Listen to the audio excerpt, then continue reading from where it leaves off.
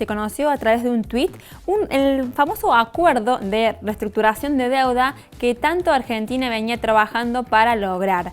Para hablar de las implicancias de este acuerdo para pagar una deuda millonaria, estamos en contacto con la economista Gisela Veritier, quien amablemente está dispuesta a explicar cuáles son las implicancias de este acuerdo de reestructuración de deuda. Hola Gisela, buen día y gracias por atendernos. ¿Qué tal? Buen día. ¿Cómo están ustedes? Seguramente no tan cansados como vos, que habrás hablado toda la mañana de este tema.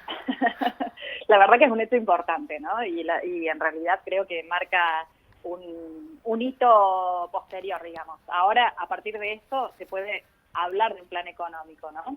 Así que la verdad que es un hito importante para nosotros. Bueno, ¿y qué implica concretamente? Porque obviamente uno dice, bueno, se logró reestructurar, estaba leyendo un poco las partes del acuerdo, por ejemplo, los vencimientos, ¿no? Tenían pensado que fuera marzo y septiembre y les dijeron, no, tráiganlo para enero y para julio, empiecen a pagar antes. Sí, a decir verdad, ya estaban discutiendo tanto el gobierno como los acreedores monedas, ¿no? De hecho, las fechas de pago no variaban, como vos decías, de marzo a septiembre, pasaron a ser en enero y julio, pero bueno, más allá de eso, lo que hay que rescatar acá es que en definitiva se fueron acercando las partes y ahora terminaron con que cada $100 que tomaron los tenedores originarios se les va a devolver 54,8 pesos. Muy cerca, digamos, son $3 de diferencia de lo que realmente querían los acreedores, ¿no? Y la verdad es que cuando uno analiza la propuesta cerrada, con respecto a lo que no hubiera pasado, lo que hubiera pasado si no hubiera habido renegociación, estamos dejando de pagar 30.000 millones de dólares menos, ¿no? Claramente, con respecto, es más plata que con respecto a la primera propuesta original, donde se les pensaba pagar $40 por cada $100 tomados, son 11.500 millones más. Pero aún así representa un oxígeno importante para el país en una situación en la cual veníamos de años de recesión y encima nos agarró la pandemia. Exacto. Entonces ahora la verdad es que se abre el mercado, digamos, de financiamiento externo para que la Argentina pueda empezar a tomar deuda y financiar el gasto necesario para lo que ya ha dicho Alberto Fernández, que para poder salir de esta pandemia va a hacer un plan keynesiano de fuertes shock de obra pública y para eso se necesita el financiamiento externo, ¿no? Hasta ahora la única manera que nos veníamos financiando era emisión monetaria. Pero además te sumo que el contexto mundial, además, es favorable en ese sentido, porque con toda la emisión monetaria que han tenido todos los países del mundo producto de la pandemia y las tasas de interés son negativas, cualquier país que tenga una tasa de interés un poquito más elevada va a recibir capitales. En ese sentido, viste que ya hubo voces de los distintos acreedores que decían que iba a ser propicio para la Argentina empezar a tomar deuda porque en un escenario en donde ya no tenemos fuertes vencimientos como teníamos anteriormente, si no hubiera habido renegociación, venían 3 años muy complejos de pagos, tremendos de intereses que no teníamos dinero. E imagínate vos, si no teníamos plata para los intereses, encima tener que financiar la pandemia, realmente era un escenario muy complicado. Ahora, quizás sí. Pensaba que quizás lo complejo de entender es, bueno, a ver, Argentina logró una negociación de deuda con sus acreedores que le va a permitir continuar endeudándose, tomando deuda, que es la forma, digamos, que tienen... Pero bueno, qué buen tema que tocaste, porque en realidad acá lo que hay que discutir no si la deuda es buena o la deuda es mala.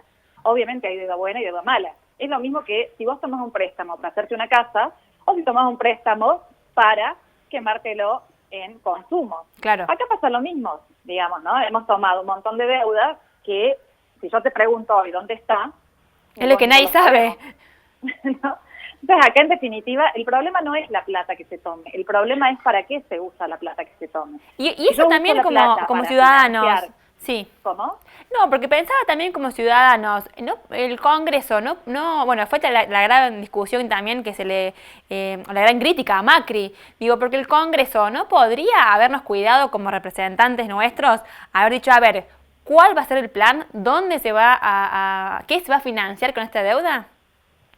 La verdad que sí, de hecho cuando se discutió incluso el financiamiento del Fondo Monetario Internacional y demás, si bien había voces que justamente alertaban esta situación, hubo muchas otras voces que votaron un tremendo financiamiento, por ejemplo, con el fondo, ¿no?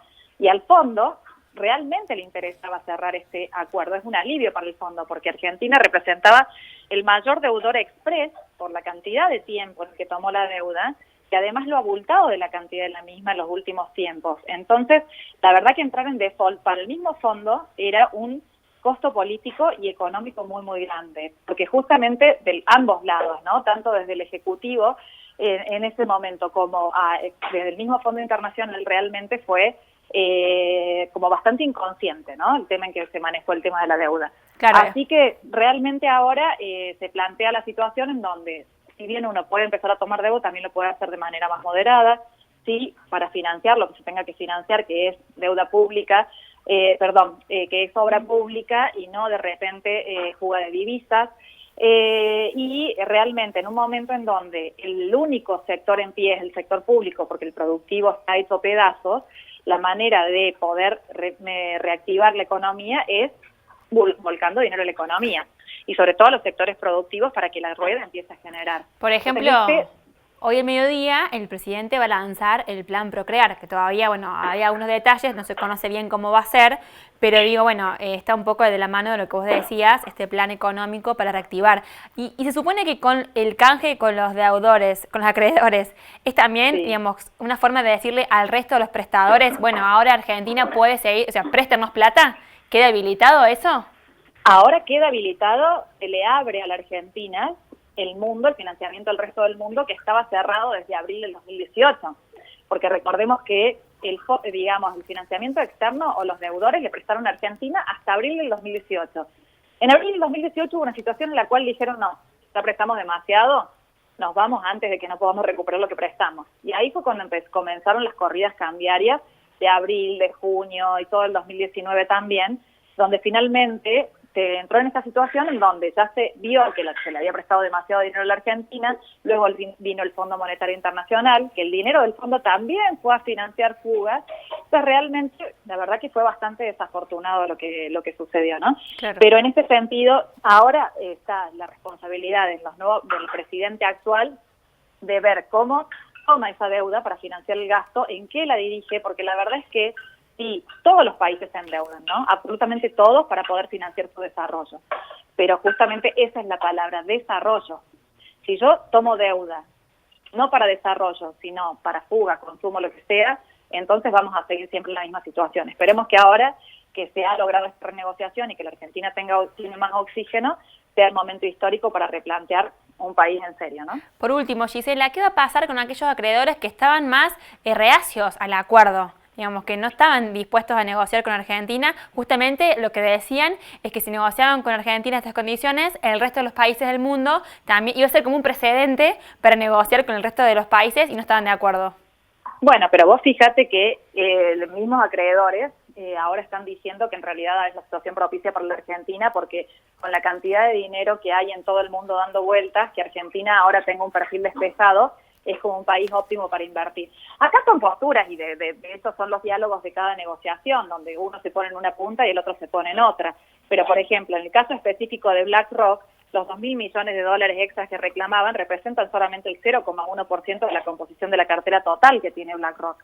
Claro. Es decir, que no le hacía a la diferencia. Y en un contexto en donde ahora hay que empezar a replantear no solamente cómo se sale de la crisis, está el tema de la reelección en Estados Unidos y demás, había que cerrar, por el 0,1% de su fondo, había que cerrar ese tema, ¿no? O sea que en definitiva, todos ganan. Exactamente. Gisela, un gusto hablar con vos, como siempre, clarísima. Así que bueno, ahora seguiremos viendo cómo sigue esta rueda. Muchísimas gracias por el contacto con Primero Noticias. Muchísimas gracias a vos, que andes muy bien.